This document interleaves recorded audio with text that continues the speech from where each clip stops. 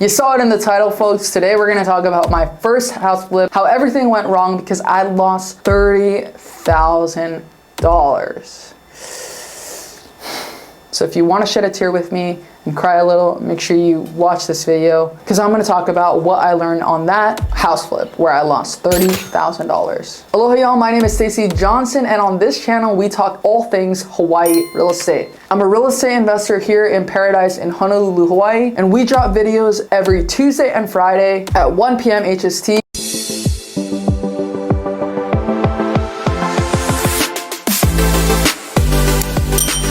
No one wants to talk about the losses. When I first got started on YouTube and social media, I wanted to make sure that I was being completely transparent about what I was doing, sharing with you the losses and the gains in real estate investing. So in this video, I'm going to be talking about the loss that I had on my first house flip and how everything went wrong.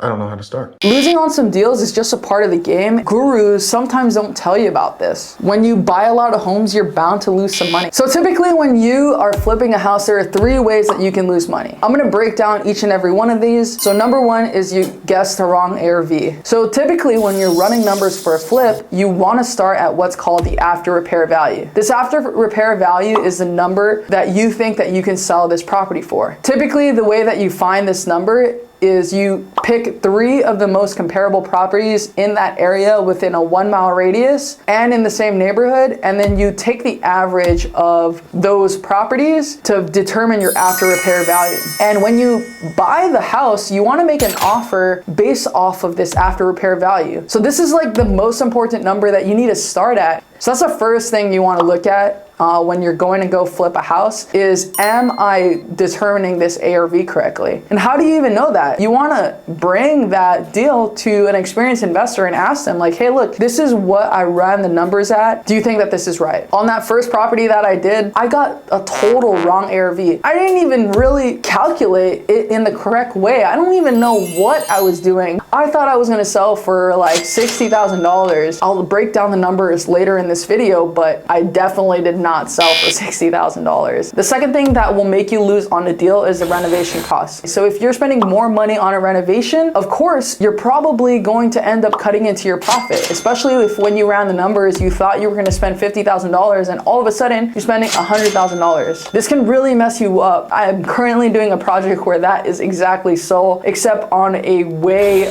bigger scale. Typically, when you think things are going to go wrong, they usually do. So make sure you have some cushion on your renovation costs. Typically, I'll do 20% of cushion. So let's say, for example, I think a rehab is going to cost $100,000. I add $20,000 as a cushion and really run my numbers at $120,000. And if I spend $120,000 on the renovation, do I still make money on that flip? If I do, great, then I'll still buy the deal. If I don't, then it's probably not a deal that I want to go into, or I have to understand that that's the risk that I'm running. If I go too high on my renovation, which most likely you will, most of the time there's always change orders, you got to ask yourself, like, do I really want to take on this risk? Do I really want to buy this property? So let's talk about that deal that I did. I thought that my renovation costs were going to be very, very minimal, but I ended up spending way more than I should have. I have a deal right now where I estimated the renovation to cost $165,000. And the reason why I did that was because I got 3 bids. I got 3 bids and they went anywhere from $165,000 to $225,000. That's a pretty big range. And of course, silly old me on this big project, I went with the smallest bid. Remember guys, the smallest bid is not always the best. Sometimes it can be literally the worst contractor and they might even give you a bunch of change orders. So as I was going through this project, we were about $80,000 in and these guys were consistently asking me for more money. And it came to a point where I was just like, dude, I'm not gonna give you more money. This is ridiculous. I should have just went with the most expensive guy if you guys were gonna keep on begging me for more money. I ended up having to fire these contractors and start fresh with somebody new, where I ended up spending an additional $160,000 anyway. This project that I thought was going to be $165,000 ended up being $260,000. Imagine going $100,000. You're probably losing money at this point. And that takes me to number 3. These two are honestly connected. Number 3 is your holding costs. Typically, if your renovation budget goes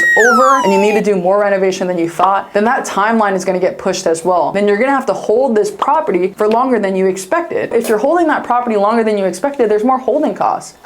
So on this deal that I was just talking about previously, where I went from $165,000 to $265,000 and I had to spend an extra $100,000, I thought I was gonna sell this property in 6 months. I ended up holding this property for a whole year. That causes me to have to refinance my loan, paying for extra points, paying to extend the loan, and then also additional interest costs. And can you guess how much I was spending just to hold this property? $10,000. Typically, when you lose money on a deal, it's because of 2 of these things, but if you're really, really lucky, you get 3 of them. And on this first house flip, everything went wrong. I got all 3 of them. At 22 years old, I bought my first house flip in Huntington Beach, California, and I ended up buying this mobile home for $12,000. I ended up going into mobile homes because I only had $30,000 at the time, and before I got into it, I told myself that if I lose all this money, I'm just gonna take this as my real estate education. I know that eventually we're probably gonna lose money sometime. I ended up putting $20,000 worth of rehab into it, and every single month I held the property, I was spending $3,000 a month. I ended up holding this property for 6 months for a total of $18,000. When I ended up selling it, the cost to sell it was $5,000. If you add that all together, I was all in at $55,000. I ended up selling this thing for $25,000, which put me at a $30,000 loss. You can only imagine how devastated I was. And this is what it looked like during that time I was looking to sell. So I'd asked one of my friends to do me a favor and list it on the MLS. I was going to list it with her and pay her the realtor cost. And this is how it went. I listed it for $57,000 in August of 2019. 2 weeks later, it was still sitting and I price dropped it to $50,000. 1 month later, it was still sitting. And so I price dropped it an additional $10,000. My new list price was at $40,000. It ended up sitting on the market for 3 months, still not selling. And I couldn't figure out why. I had to take it off the MLS and I told my friend that who was a realtor listing it for me, hey, look, I can't really pay these costs. I really need to try to sell this thing off market. 6 months later, I ended up selling this for $25,000 cash to an off-market person who ended up living in it. And so the biggest lesson that I learned from that flip was do not go into this crazy adventure alone. Go partner with somebody experienced. Go bring that deal to somebody experienced. And if you make $0 on the deal, then it is what it is. Or the second thing you can do is invest in a coaching program. Instead of losing that $30,000, I probably could have spent $30,000 on a coaching program and go find people in that community to ask the right questions to. People who are flipping mobile homes themselves. So if you're looking to get into real estate investing and you're looking for coaching, go to the link in the description below and sign up for a free strategy call, and the team will point you in the right direction. Thanks for watching, guys, and see you on the next video. Aloha.